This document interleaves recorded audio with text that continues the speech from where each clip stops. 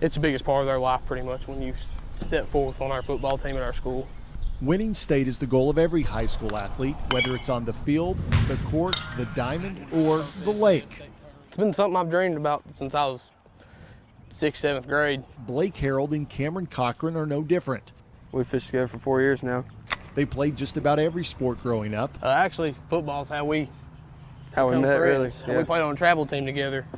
But following a few injuries, I tore my ACL sophomore year. I also tore my ACL, and I just never went back to playing any other sport. I just stuck with fishing. the pair gave up football for fishing. We wasn't really worried about football anymore. Ooh, my bad. You good? And it didn't take long before this Madison Southern duo just our movement in the boat was hooked.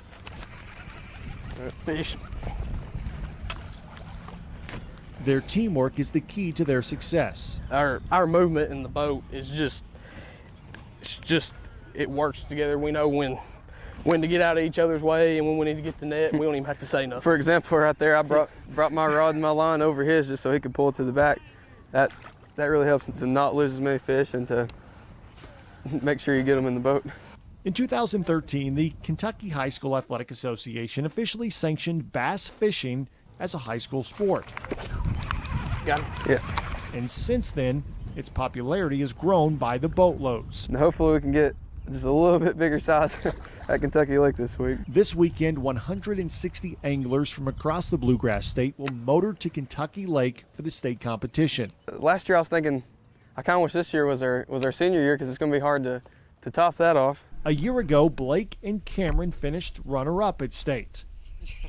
Already this year, they've won the Student Angler Federation state title, but they've got their focus set on the one that got away, I missed him. the KHSAA state title. There he is. I'm gonna be honest, I didn't think there was no way possible that we'd ever have a chance at doing that good ever again. The only way to top it off is to win, so that's what we're doing. I'd love for something like that to happen.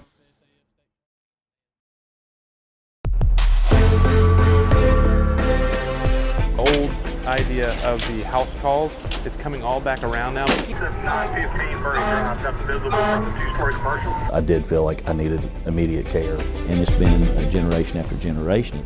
I feel like I'm a reasonable person who made a decision to seek care. Honey, here come Miss Queen. Those y'all better know. It's just trying to find the workforce that will do this job and do it well. In this case, Michael Heilig. So you got your license back? I know for a fact he's done my hip surgery. It's not over when they're done with the withdrawals and they're no longer taking that drug. Oh, it's beyond. It's disrespectful to everybody. It's amazing how complex it can be, and I can't imagine how overwhelming it must be for a lot of families to deal with.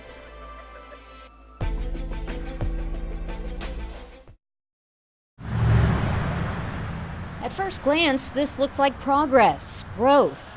It's really not, though. It's just a road project to get you through Salyersville faster. It's tobacco leaf and oil rig and coal mine, the timber, yeah.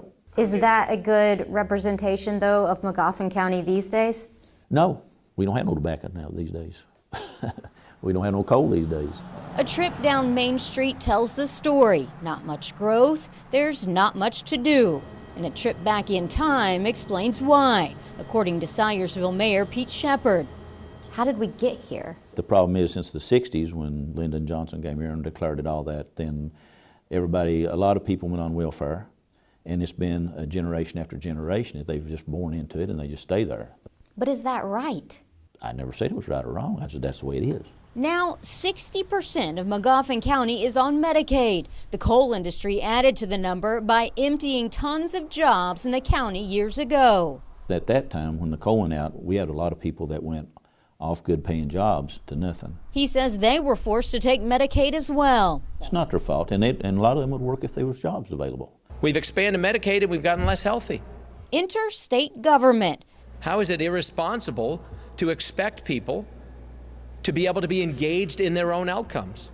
Kentucky is the first to remake Medicaid. It excites me that we're the first to try it, but at the same time, I would not be truthful if I didn't say it is It's a big challenge. Challenging to get past the wrong rumors, Christy Putnam says. She's heading up the changes. Part is putting requirements to work or volunteer for many to draw the benefit. It's really intended to help connect people to resources so that they aren't in that multi-generational poverty situation where they depend on benefits. You can't make jobs if there's nothing there to have jobs for. And it could be a logistic problem. I mean, just getting all these people to find something for them to do.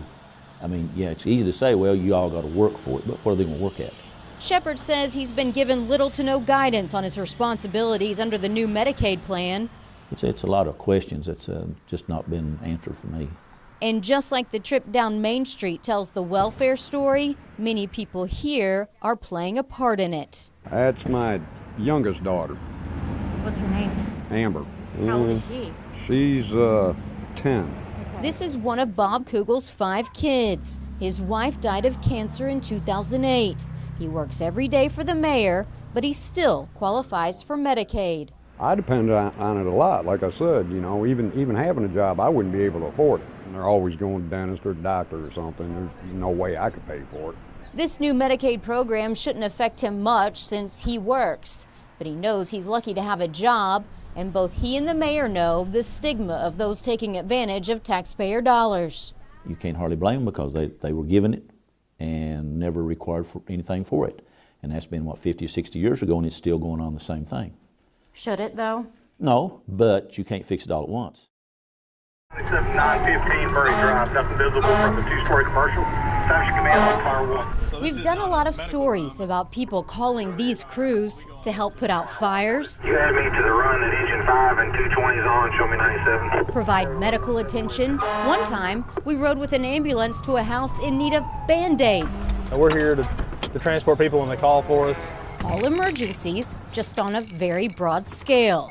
Here's how busy these 12 crews are. In 2013, Lexington Fire and EMS made 33,500 ambulance runs. In 2017, they made 48,000 ambulance runs. That's a 44% increase. And that's why we wouldn't pay much attention to this Lexington Fire SUV with no lights or sirens, no big rush. The old idea of the house calls, it's coming all back around now. You were kind of an untapped resource. It's a resource that we know they can do a lot more than they've been asked to do in the past. This crew is part of Lexington's pilot program called Community Paramedicine. But when you see them interact with patients, good, how you, Miss Alice? It feels like family medicine. I've been feeling good, thank the Lord. Alice has lived here a long time. In February, she started calling 911 a lot. She was having dizzy spells and needed an ambulance to get to the ER.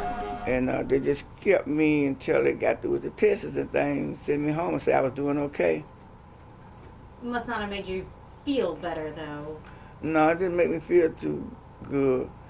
And it worried EMS, who had never been to her home before February. So they passed her address to the community paramedicine team. Your health care has traditionally been, you have to come to us. We're now advancing that to say, we're going to meet you where you are. Since they started the program in February, that's the same time they met Alice, ambulance runs are down 2% to date. And that's a big win, because what that does is it's allowing our ambulances to be available more, right? You know, the more our ambulances are available, they're there for those emergencies. That's good for business, but what you see here, let me tell you what, this relationship is good for the community. Do you have family, friends around here? No, I don't have nobody here. I'm just here alone. Not really, because it was these guys that noticed a blip in her heart rhythm during a visit. So we can look back and say... this guy, paramedic Patrick Branham, took Alice to the cardiologist. Going to the doctor and helping that doctor understand the pieces of the puzzle made all the difference in the world for her. And now he means the world to her, too. He knows what's going on with me, and I like that. And because we have a relationship with that person, we can see the differences, and we can advocate those differences. And with Miss Alice, it's awesome to feel like that we're family, and we drop in and check on her, and sometimes she'll cook for us. And, Which means more to you, the medical care or the family? The family, them. Patrick and them mean more to me.